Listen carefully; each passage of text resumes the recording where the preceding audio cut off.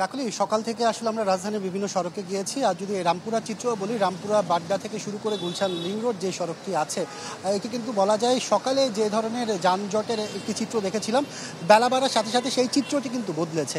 এখন যান চলাচল একেবারেই স্বাভাবিক রয়েছে, তেমন আসলে যানজটের তেমন একটা ভোগান্তি নেই। বলা যায় যারা কর্মব্যস্ত মানুষ আছেন তারাও কিন্তু তাদের কর্মস্থলে যেতে পারছেন। তবে তাদের একটি অভিযোগ ছিল, সেটি হচ্ছে অন্যান্য দিনের তুলনায় গণপরিবহন সড়ক অনেকটা কম, বিশেষ করে বাস। তবে আমরা ব্যক্তিগত বাহনের সংখ্যা কিন্তু অনেকটাই বেড়েছে।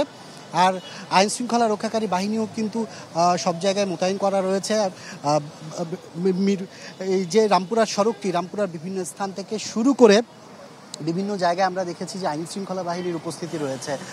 তারা যেটি বলছেন যে কোনো ধরনের নাশকতা ঠেকাতে মূলত আইন শৃঙ্খলা বাহিনীর এই সতর্ক অবস্থান। আর এছাড়া আমরা দেখেছি সেনাবাহিনী, বিজিবি, র্যাব এদের কিন্তু টহল যে টিমটি, সেটি কিন্তু রাজধানীর বিভিন্ন সড়কে টহল দিচ্ছে। এই ধরনের চিত্র কিন্তু আমাদের চোখে পড়েছে। আর সর্বশেষ যে পরিস্থিতিটি, যেহেতু সকাল থেকে সন্ধ্যা পর্যন্ত 11 ঘন্টা কারফিউ শিথিল করা হয়েছে, সেই শিথিল সময়টাতে বলা যায় যে কি এখন পর্যন্ত পরিস্থিতি স্বাভাবিক রয়েছে। তবে যারা আছেন তারা চাচ্ছেন পরিস্থিতি আরও স্বাভাবিক হোক, এই কারফিউটা যেন তুলে দেওয়া হয়, সেটিও কিন্তু সাধারণ জনগণ চাচ্ছে। এ ছিল এখানকার অবস্থা। আকাশ, আপনাকে ধন্যবাদ। এবার আমরা চলে যেতে চাই মিরপুরে। আছেন মাকসুদুন নবী। মাকসুদ, কি অবস্থা একটু আমাদের জানাবেন।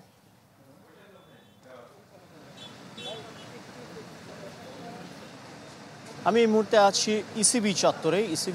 এই মুহূর্তে পরিস্থিতি অনেকটা শান্ত, যদিও এখানে বিপুল সংখ্যক সদস্য পুলিশের তারা মোতায়েন রয়েছে। এখন শান্ত থাকলেও ঘন্টা দেড়েক আগে ইসিবি চত্বরে কিছু সংখ্যক শিক্ষার্থী জড়ো হওয়ার চেষ্টা করলে সেখান থেকে 18 জনকে আটক করা হয়। যে 18 জন আটক হয়েছে তাদের মধ্যে অনেকে অভিভাবকরা এসে দাবি করেছেন যে তারা কোচিং থেকে ফিরছিলেন সেই শিক্ষার্থীরা। তবে পুলিশ বলছে যে তারা বিএনপি জামাতের সদস্য কিংবা দুষ্কৃতকারী, তাদেরকে আটক করা হয় এবং এই মুহূর্তে এখানে গাড়ি চলাচল স্বাভাবিক আছে। অন্যদিকে মিরপুর 10 নম্বর গোলচক্কর থেকে অন্তত 9 জনকে আটক করতে আমরা দেখেছি। তাদের মধ্যে কেউ কেউ পুলিশের হাতে আটক হয়েছে, আবার কেউ কেউ অন্য কিছু মানুষ আশপাশে যে ছাত্ররা চলাফেরা করছিল তাদের মধ্যে থেকে কাউকে এনে পুলিশের হাতে তুলে দেয়। এর বাইরে কয়েকজনকে যারা চলাচল করছেন সন্দেহভাজন হলে পরীক্ষা নিরীক্ষা অর্থাৎ তল্লাশি করা হচ্ছে, তাদের অনেককে ছেড়ে দেওয়া হচ্ছে, অনেককে ধরা হচ্ছে। এই হচ্ছে একটা মোটামুটি অবস্থা।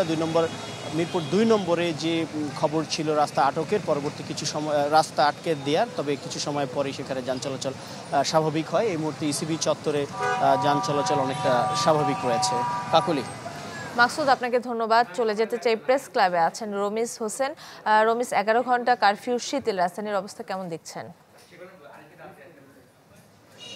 আসলে যে 11 ঘন্টা কারফিউ শিথিল করেছে তার প্রভাব কিন্তু রাজধানী জুড়ে পড়েছে। এবং প্রেস ক্লাবের কথা যদি আমি আপনাকে বলি, এখানে কিন্তু যেই প্রেস ক্লাবের সামনে যে সড়কটি, সেখানে কিন্তু যান চলাচল নিয়ন্ত্রণ করা হয়েছে। এখানে আমি যদি আপনাকে দেখাই, প্রেস ক্লাবের ঢোকার যে মুখটা রয়েছে সেখানে আসলে একটি ব্যারিকেড বসায়, এর যে সামনেতে আসলে সচিবালয়ের পাশ দিয়ে যে সড়কটি, সেই পুরান পল্টন যাওয়ার যে সড়কটি, সেই সড়কটিতে কিন্তু দুই পাশ থেকেই ব্যারিকেড দিয়ে যান চলাচল নিয়ন্ত্রণ করা হয়েছে। তবে এই বিষয়ে আসলে পুলিশের পক্ষ থেকে বলা হচ্ছে, যেহেতু এখানে একটা আন্দোলনকারীরা তারা আসলে এই প্রেস ক্লাব কেন্দ্রিক জড়ো হতে চেয়েছিলেন, যদিও এই প্রেস ক্লাবের পাশে কিন্তু বাংলাদেশ সচিবালয় এবং বেশ কিছু গুরুত্বপূর্ণ সরকারি প্রতিষ্ঠান রয়েছে।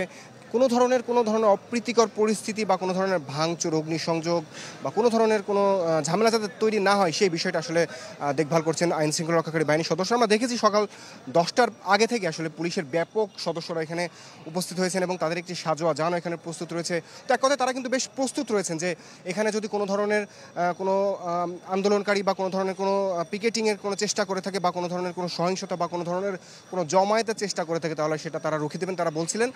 আর এখন পর্যন্ত এখানে আটক বা কোনো ধরনের অপ্রীতিকর ঘটনা এখন পর্যন্ত ঘটেনি। তবে মানুষের মধ্যে কিন্তু এক ধরনের আসলে কিছুটা আতঙ্ক বিরাজ করছে, কারণ যেহেতু এই পাশে সড়কটি বন্ধ করে দিয়েছে এবং ব্যক্তিগত কাজে এবং জরুরি প্রয়োজনে যারা আসলে বের হয়েছেন তারা কিন্তু এই পথটি দিয়ে কিন্তু তারা হেঁটে হেঁটে তাদেরকে যেতে হচ্ছে। তো এই একটা কথা আসলে যারা সাধারণ মানুষ তারা কিন্তু আমাদেরকে বলছেন যে যত দ্রুত সম্ভব আসলে যে কারফিউ 11 ঘন্টা বা 10 ঘন্টা সেটি না রেখে পুরোপুরি যাতে কারফিউ শিথিল করে দেওয়া হোক এবং পরিস্থিতি আসলে পুরোপুরি স্বাভাবিক হোক, এই প্রত্যাশার কথা আসলে সাধারণ মানুষ আসলে আমাদেরকে বলছেন। তো কাকুল, এই ছিল এখান থেকে সবশেষ তথ্য আমার কাছে। রমিজ, আপনাকে ধন্যবাদ। দর্শক, কারফিউ পরিস্থিতির খবর জানাচ্ছিলেন রাজধানীর বিভিন্ন স্থান থেকে আমাদের সহকর্মীরা।